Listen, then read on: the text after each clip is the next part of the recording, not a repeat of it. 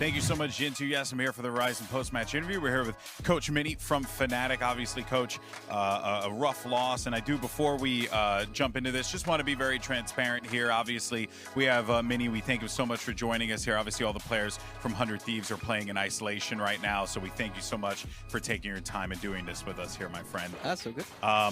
So firstly, let's talk about Pearl, man, because it's the thing that's been on everyone's mind. We see a lot of different philosophies regarding Pearl thus far, and I'm curious about the Fnatic philosophy. But I'm also curious just if you thought like what you guys implemented, if you still feel confident in that approach, and what were some of the things you can kind of button up for the future. I think we're pretty confident in our approach. We figured quite early on that we wanted Althea to play Neon. Yeah. There's like a big strand of theory that like he play no duelist. And you just play Chamber, and that's the most common thing we see in Prac and in like EU. But the interesting thing 100 Thieves did was they played no Chamber, which is something we haven't seen at all yet. So I think there was things definitely that they had like big weaknesses on, but like we didn't exploit well enough.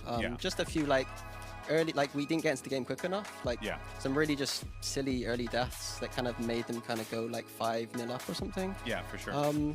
But yeah, I think that usually Alpha, just straight in there with Neon is kind of interesting. I think long term though, who knows where it's going to go. Like this is the early days. This is cheese. Like we're on cheese level. We're all, you know what I mean? Yeah, we're all having some Gouda and some Swiss and some cheddar. Exactly. You know.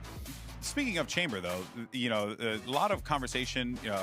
Bala had talked to the DRX coach previously about Chamber.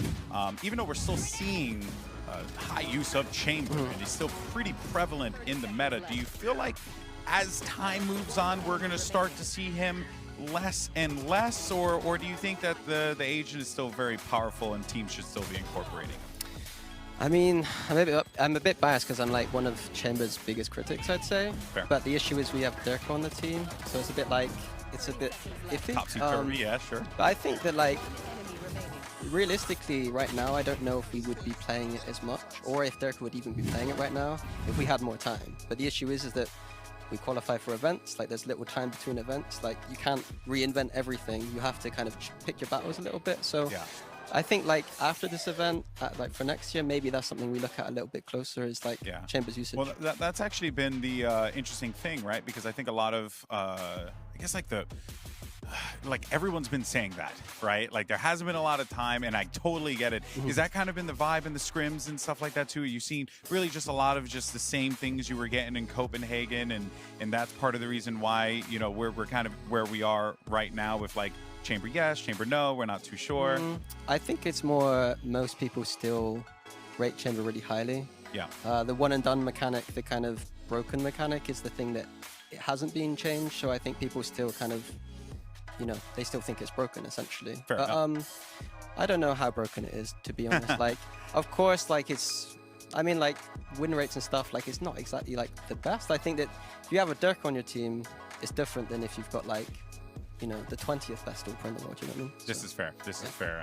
And with Durka, anything's possible. Exactly. All right. Well, looking ahead, you have Furia, and you and I were talking before the interview came. Want to get your thoughts on this team. I know you watched a little bit of the DRX matchup in preparation for this, but, just thoughts on this squad. And also, I guess like message for the Fnatic fans that are cheering you guys on as you guys get ready for that lower bracket run in the groups. So, I'll be completely honest, I don't know too much about Furia. They've come in kind of as one of the LCQ teams, right? Like, yes. So I don't know too much about them, to be quite honest. That's not to say they're not good. They look like they were good in that first map against DRX, and then things DRX taught that too, yeah, exactly. So I think what I expect from them, or I presume, looking at that game, is it was quite a lot of aggression, confidence, that kind of Brazilian kind of style we're used to. Yeah. But of course, we'll watch the VODs and see what's going on. I'm sure we'll take away the W, but yeah, every team here is good, so it's kind of, you can't underestimate anyone. Yeah, you can't sleep on anyone, man, for sure. Well, Coach, I want to thank you so much for your time, man. Really appreciate it. Fist bumps as always. Always a pleasure to chat with you, and hopefully, go for it. Thank you to all the fans. Apologies we didn't win today, but we are trying our best, so hopefully we'll still come out of the group and we'll be strong. I mean, anyone who doubts Fnatic, you gotta, come on, you know, you guys got plenty left in the tank, and I have no doubt that I'll be talking to you in better circumstances in the future, my friend. First one, and it was on a loss. yeah. Well, I appreciate you doing this, bud. I appreciate you doing this. All right, guys. Well, that's going to do it for me and Coach over here, Coach Mini. Thank you so much once again. But coming up next is our last match of the day. It is going to be Optic Gaming facing off against Loud, a clash as old as time itself, apparently. These two teams always seem to find themselves on the international stage facing off against one another, and it's one that you do not want to miss because the winner is going to be moving on to the playoffs. We'll see you soon, everyone. Don't go anywhere.